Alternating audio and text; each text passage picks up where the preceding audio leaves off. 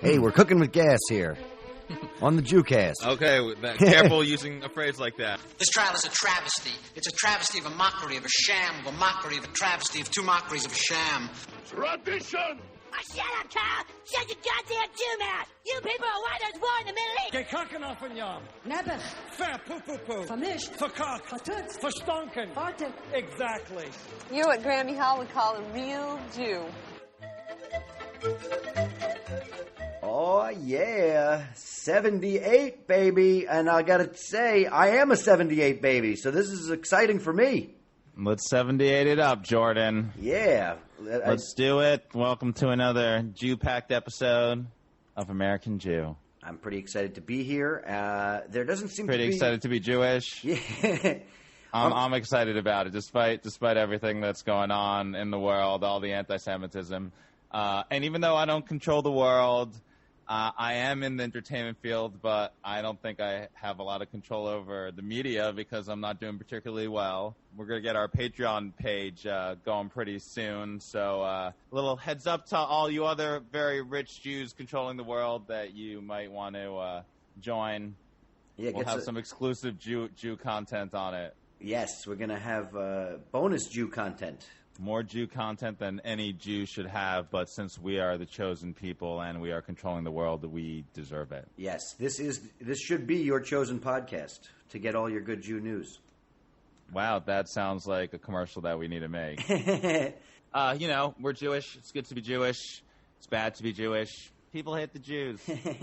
People hate the Jews. No matter, we talk about this every week. It amazes me that there's still hate going on in the world the way it is. That we haven't learned anything. It seems to me that, we keep on hating people, and then we're like, oh, that was really shitty of us that we did that. That was really bad. I can't believe we did that. Why did we do that? What was wrong with us that we did that? And then we're just hating some other people. The Jews are always hated. I don't know why, people want to say, even now, they'll say, oh, well, the Jews do control the media. They own all the companies. The Jews do this. It's like, sorry that we're successful. It is a little weird that we're just called out for any of our success as being manipulative and evil. Yeah, maybe get off the fucking hate message boards and go do something productive with your fucking life. And you could be successful too. And, this is coming from some Jews that aren't very successful. I don't even care about being successful. I mean, there's definitely the thing on the other side of it too, where people who are, ultra-Orthodox don't spend enough time with people that aren't Jewish, that don't... I find that both sides of these issues have too many people that just aren't sitting down and having real conversations with people that they disagree with or that have been brought up differently. I don't like super Orthodox Jews either. Does that make me anti-Semitic? I mean, I don't hate groups. I hate individuals.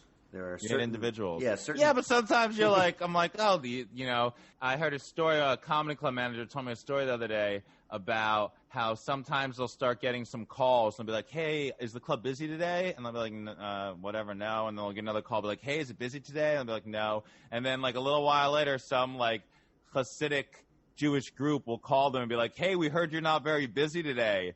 What if we brought all these kids here to do a show and we'll only pay you, though, this much money or whatever? And some people could see that and say, oh, well, that's what you got to do to save money and to be thrifty and savvy. But other people are like, fuck these fucking Jews trying to get something, it's a little shiesty. That's why Jews have this kind of bad rap, part of this anti-Semitic, these stereotypical tropes of us kind of being greedy, trying to get something that's not ours, that has even kind of gone now to Palestine, which is a whole other bag of worms, but whatever. Yeah, if you want to shit on a comedy club in New York City, do it the right way. Buy a piece of it and then shit on it. So yeah, Jordan's talking about the article that's written by one of the comedy club owners, James Altucher, about how New York is dead.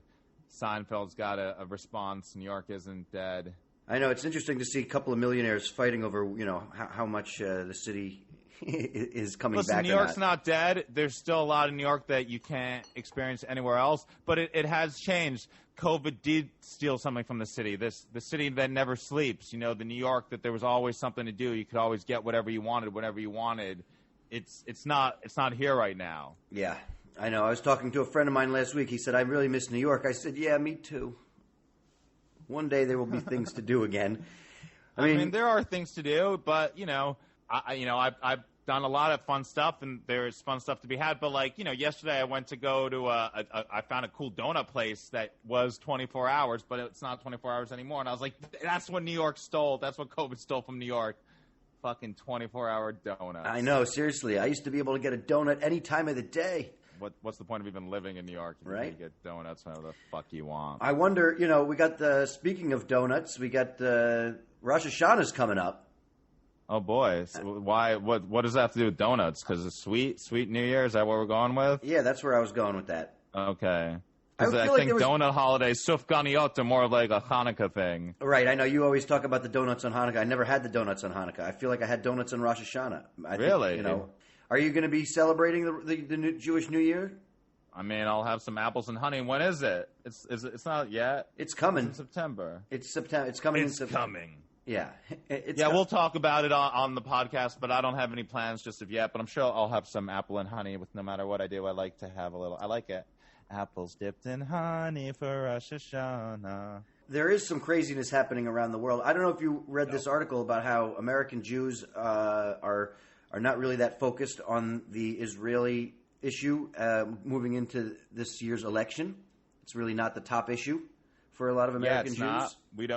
We have very mixed feelings, Americans, about what's happened in Israel and Palestine. Yeah, I mean there are a lot of issues facing our country that don't really affect Israel, but the Israeli thing really affects the way that we are I don't think about it at all. I don't care at all politically in America what their stance is with Israel.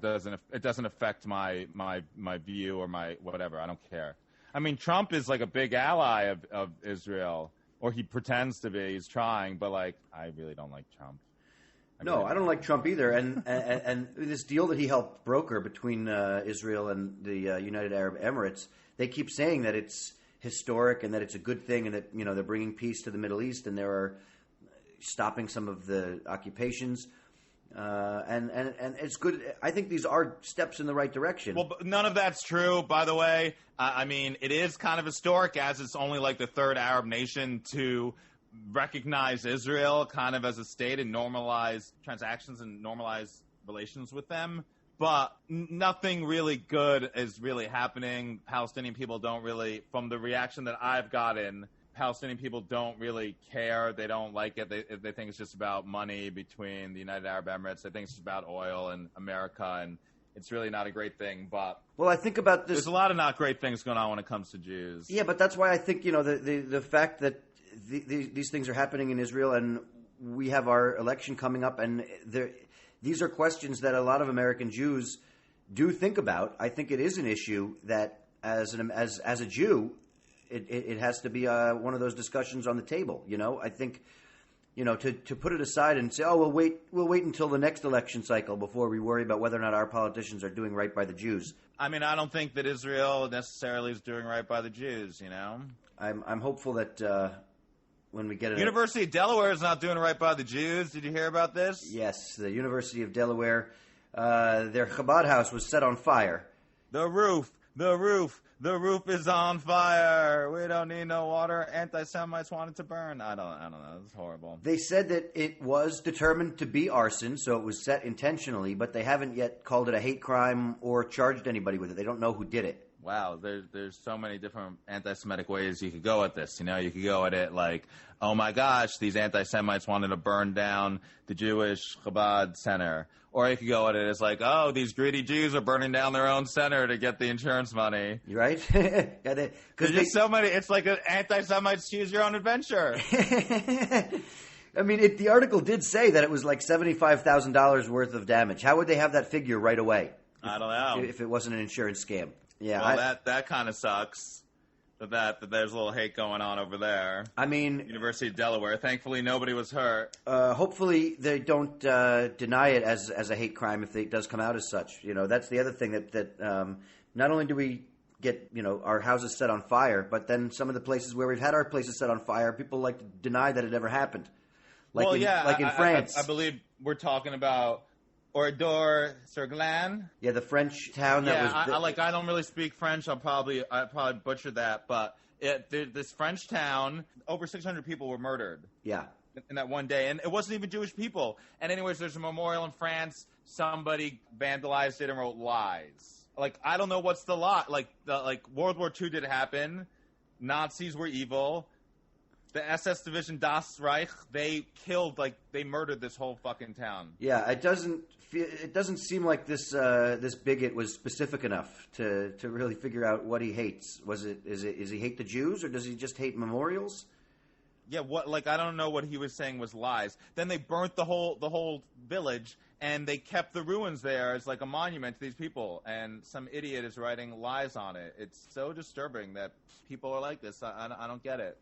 I'll never understand. I don't get it. And this is something I hadn't even heard of before. Like, they vandalized it. I don't know if it's because, it's not really a Jewish thing, but it's the most French civilians. They went in this town, they rounded up the whole village. Yeah, 642 people and only 6 survived.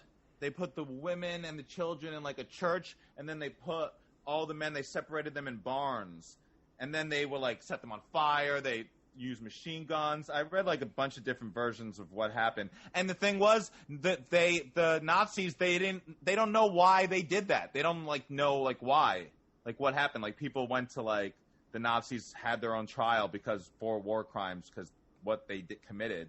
And they're why did you people do this? And no one really knows why. It was this because Nazis were crazy and evil, and they murdered a bunch of fucking people. Sadly, that is what happened. Well, fun little anecdote, I made a video about this, and one of the comments I got was some guy, making a joke about how bad my French pronunciation of the town was. And I was like, really? I'm talking about the death of over 600 people, and that's what you take away from the video? And then he wrote pronunciation, he spelled it wrong. That, to me, just kind of sums up, the internet. Well, we've said this a lot. The comment section is not where intellectual debate takes place. Here's another terrible story. Did you hear about this Uber passenger in Australia? I mean, I read the article you sent me. Yeah. I mean, it's kind of crazy. There's an Uber driver in Australia. His name is Naftoli, and his picture in his Uber profile picture is he's wearing a yarmulke. And a guy didn't realize that he was Jewish. And he got in, and then he maybe he just wanted to go off on a Jew, whatever. He videoed the whole thing of him getting out of the Uber. Yeah, this guy filmed himself being a bigot. And so that's what he wants. He wants bigot cred. I don't understand that. Why are there some people that are proud to be anti-Semitic? That I don't understand. So weird, right? Why is it cool or proud to hate? For what? It's so hard for me to understand. I can't wrap my head around it. It's crazy. It's disturbing. And did you hear also now, there's been a lot of Jewish weddings in Brooklyn, and de Blasio's not really doing about it. They're afraid they spread it, and now Cuomo said that he might have to stop these Hasidic weddings. I mean, we talk about this a lot. The Jewish community is always in its own bubble. The higher up you go. And it makes all Jews look bad. People that hate the Jews don't differentiate between the ultra-Orthodox and people like you and me that don't go to temple. Right. You know what I mean? No, it's just a lot of people don't, think it's all Israel Jews. There's so much misconception about being Jews. That's why it's good. We have a Jew on the show as a guest. We have a fantastic Jew on the show. Can't wait to hear what she's going to complain about today. Sheba Mason will be our guest.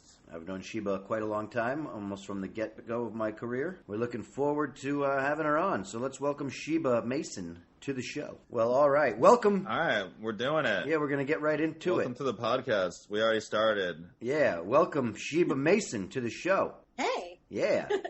Thanks for having me. It's good to have as many, Jews on this show as we can. And, I don't know if people have heard, but there's a fair number of them in the comedy community that we've been able to get on.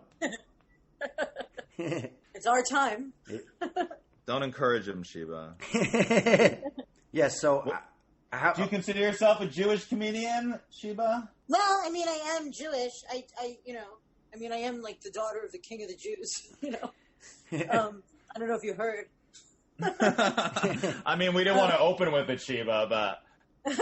I mean, I talk about being Jewish a little bit in my act, Sure, I'm a Jewish comedian. I'm definitely not Christian, if you see my face. Do you think Judaism's a big part of your identity? I think from a cultural perspective, it probably is. I'm not really religious, Right. But for sure, culturally, my humor, like I have a sort of a Jewish humor, and like my like syntax is, I'm Jewish. You got that Jewish sound, girl. Yeah, a little bit of like that. I like that. That syntax.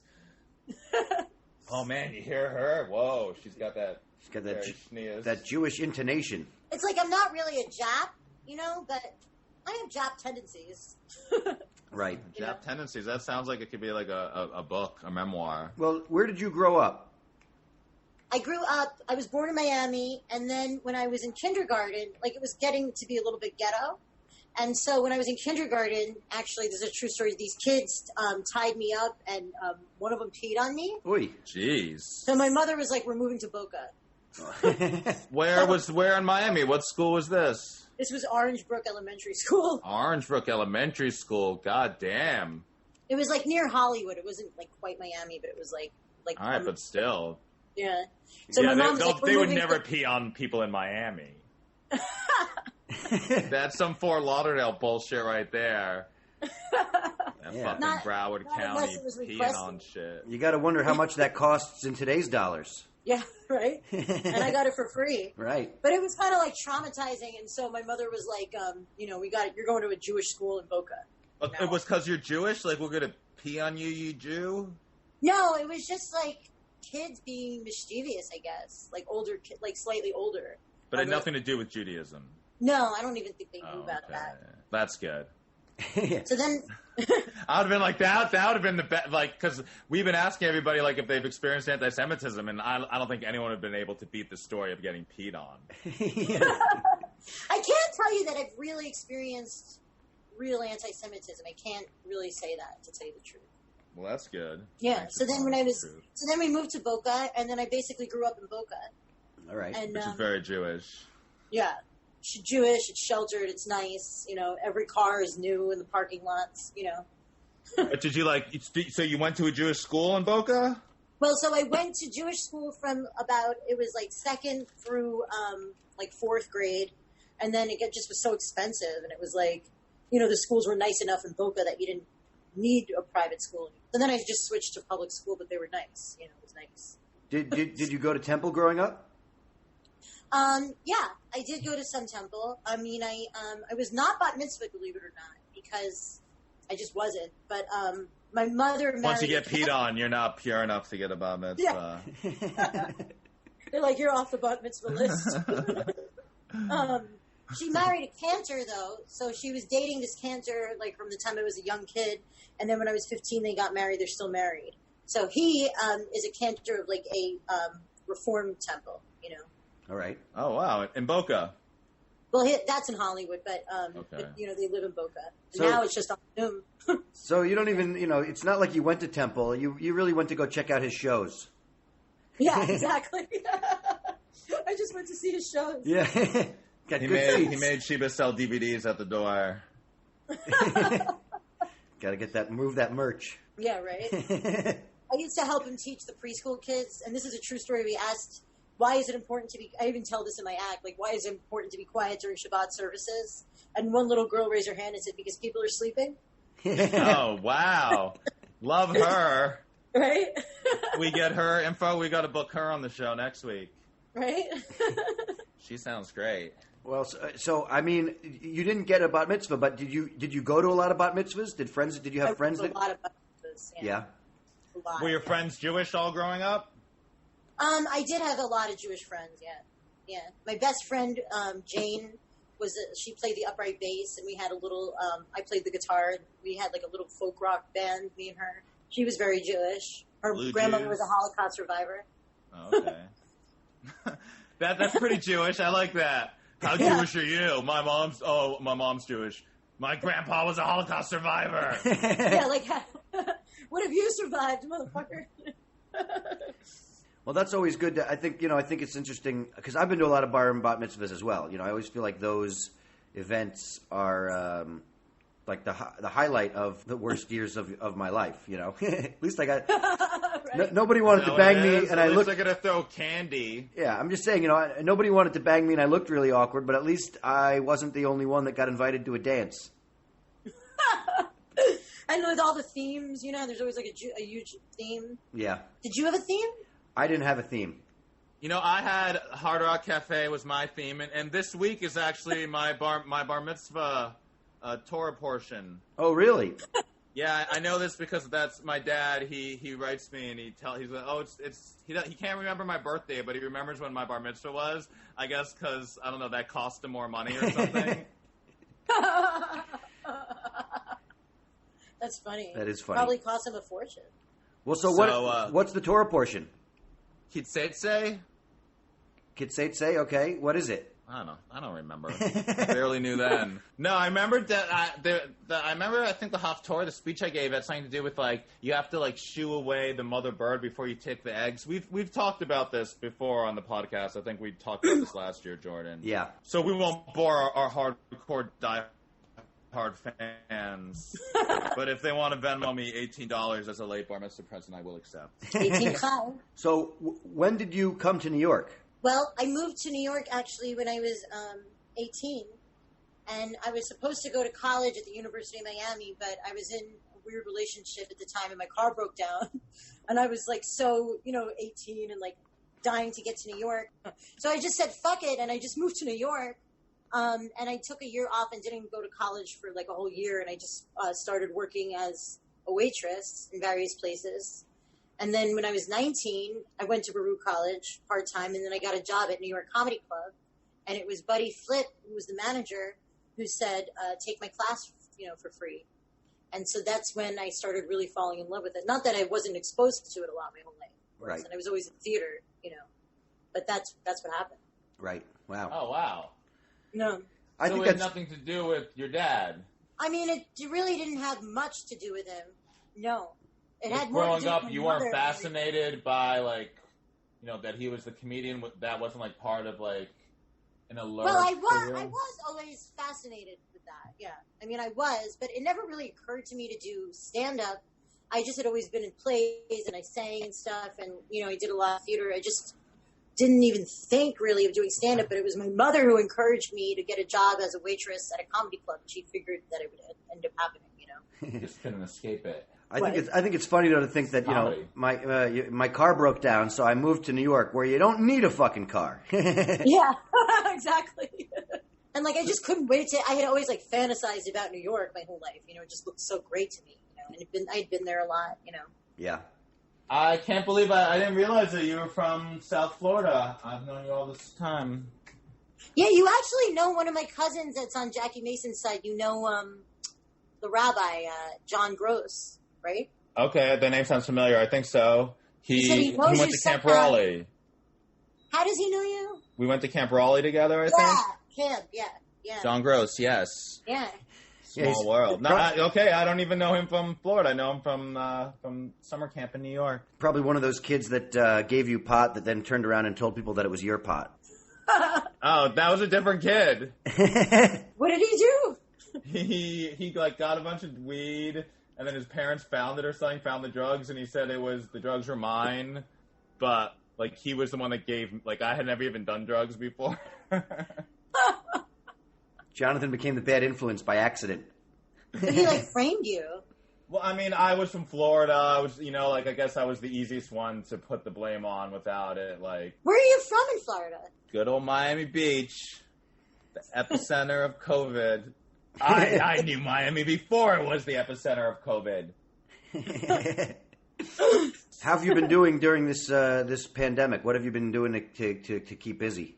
Well, it's been rough. I'm not going to lie. I'm a gym person. I can't go to the gym, and I have a stationary bike that I'm doing. Just, I have to stay in shape. I'm not going to just let myself be completely unfuckable.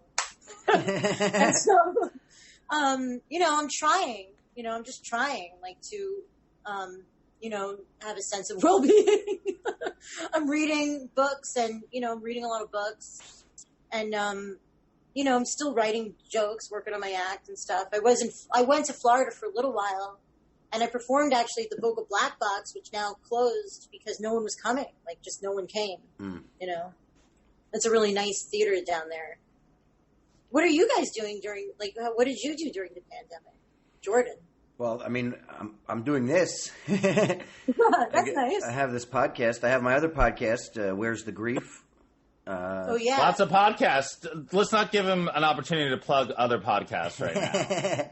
We're talking all American Jew all day. We really come in touch with our Jewish sides. I've definitely been eating a lot. Also, I've been cooking and eating, noshing. I've been, noshing. Yeah, Thanks for Jewing it up. I go into one room and then I go into another room. Right. It's very nice. It's nice in the living room this time of year. Yeah. Right. So Sheba, when your mom started dating this cantor, did Judaism become more prevalent in your house? Well, for sure, yeah.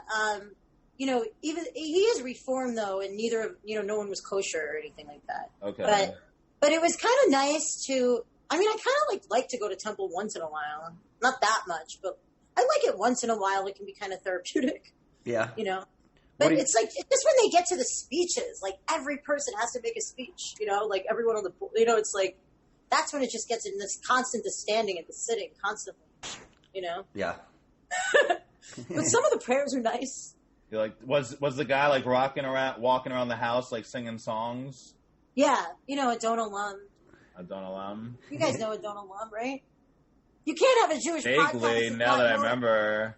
Jonathan knows all the songs way better than I do. Adon Olam Asher Malach, something like that, maybe. Yeah, and there's all these different melodies that you could use for it. Oh, Adon Olam. That's one of the major prayers that you say in Chakres and Mincha and Marv, right? And something like that, whatever the fuck that is. Yeah. Anyways, tip my Jew hat over here. Yeah, a little bit too much Judaism. Judge our pronunciation for this Jewish podcast. Lechad Dodi Li Krakala. You know that one. Yeah, is that Passover? No, that's Shabbat. That's Shabbat. Okay. I know them all. I mean, I don't know. I haven't been around for a little while. Are you guys going to go to temple on the High Holy Holidays? No, I'm never going to temple again for the rest of my life. Wow. No, I'm just joking. Maybe I'll go someday.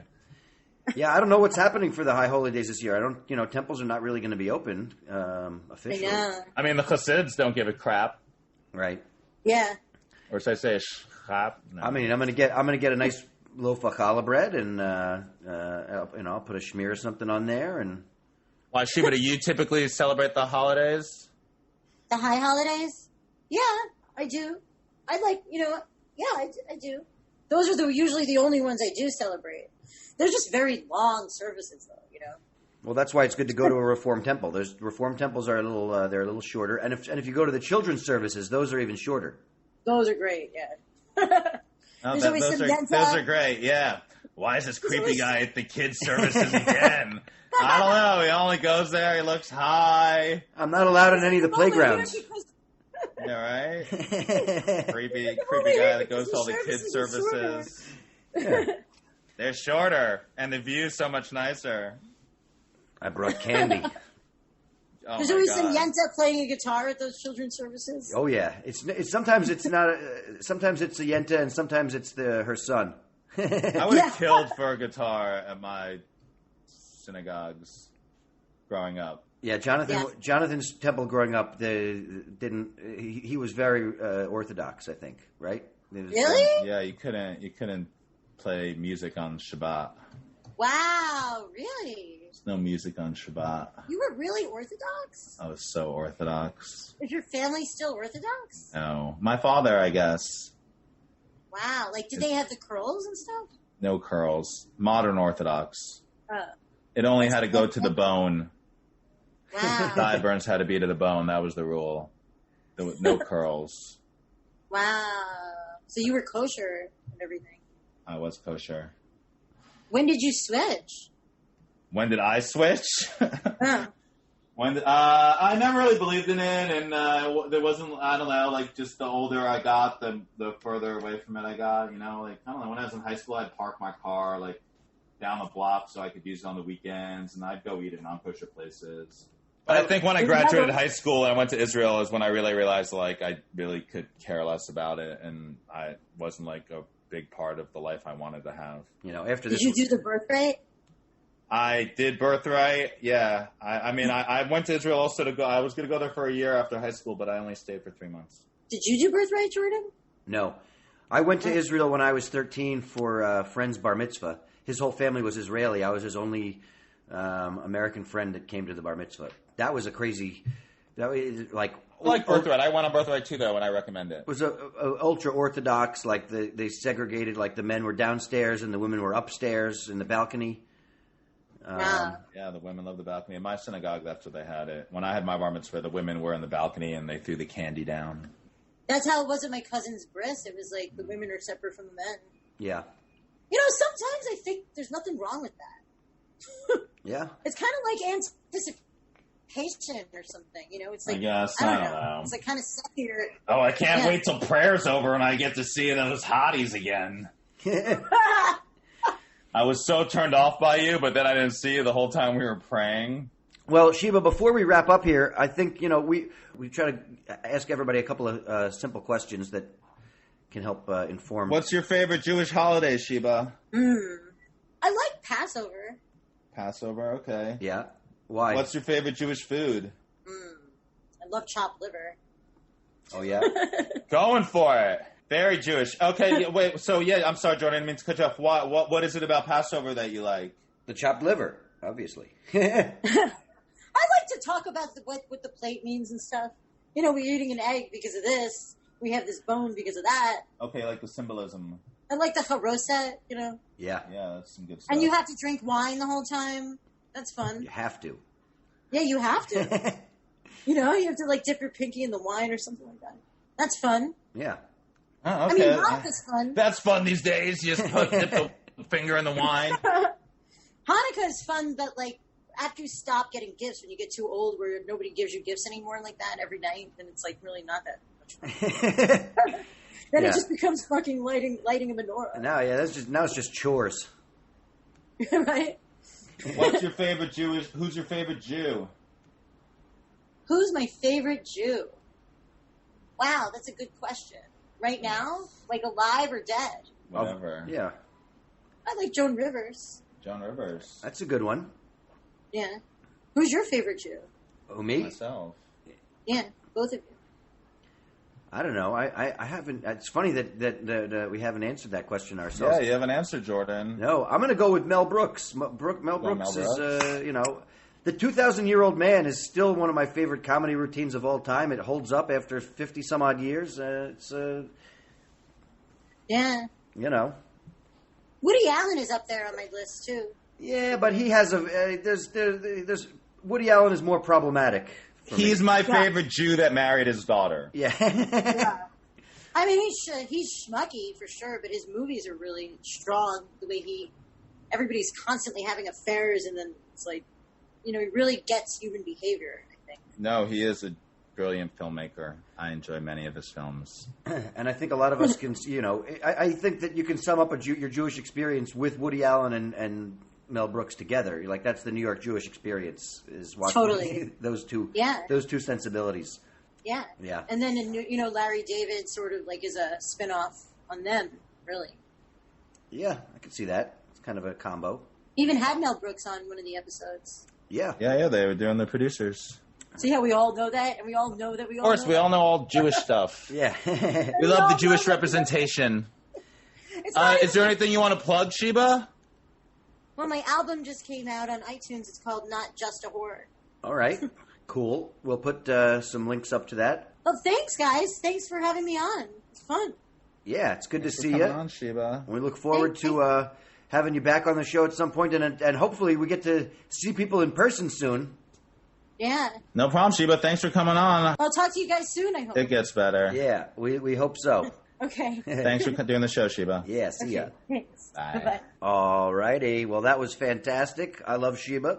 Yes, thanks for coming on, Sheba. Check out Sheba on social media. And check out the show on social media, American Jew Podcast. Email us, americanjewpodcast@gmail.com. I'm at Jonathan Randall on all social media. It's like so easy for you to just follow me or reach out to me or see how I'm doing. Whatever. He's very accessible. You can also find me on Instagram at BeatnikNudnik. And I want to just take a moment also. I've talked about this probably on the show a couple of times, but my family runs a foundation in honor of my brother Russell. It's called the Russell Ferber Foundation, and you can find that on Instagram and on Facebook as well. And on YouTube. We just started our online virtual fundraiser for this year, and you can watch all the videos with interviews with our sponsors and scholars and the friends of the foundation on our YouTube channel. And look forward to our big comedy showcase coming up. We're going to be live streaming from the Zinc Bar on September 16th. It's a Wednesday. I'll be putting more information up on our website as well about that. So keep that on your web browser. Stay tuned for more of that. And that's it for the Jewcast. Goodbye.